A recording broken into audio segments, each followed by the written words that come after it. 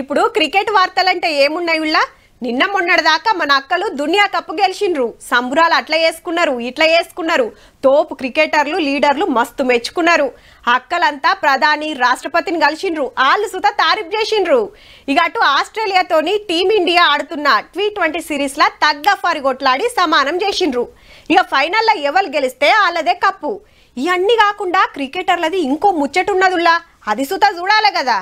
క్రికెటర్లు శిఖర్ ధావన్, సురేష్ రైనా ఆస్తులు సీజ్ చేసి పడేసింది ఈడీ. రైనా పేరు మీద ఉన్న 6,64,00,000, ధావన్ పేరు మీద ఉన్న 4,50,00,000, మొత్తం 11,14,00,000. గంత తప్పేం చేసిండ్రంటే అల్కగా పైకమొస్తుందని అడ్డమైన బెట్టింగ్ యాప్లు వాడుర్రి, పైసలు కమాయించుర్రని యాడ్లు చేసిండ్రు. యాడ్లు చల్ గా యాప్లకు పర్మిషనే లేదు.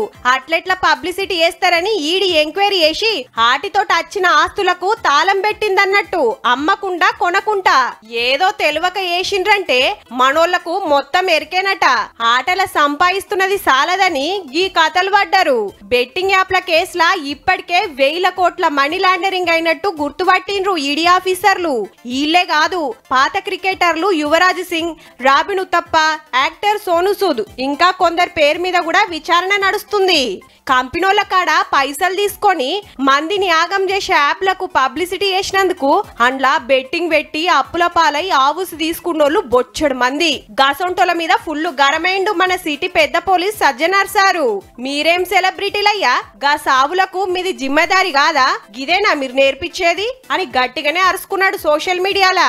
ఆళ్ళదేం పోయింది, పబ్లిసిటీ చేసినందుకు మస్తు కమాయిస్తారు, కడుమోలనే తెరలి చేస్తారు. మనది కూడా తప్పేనబ్బా. ఆశకు పోతే ఉత్తగానే ఆగమైతం, జర పైలముండుర్రి.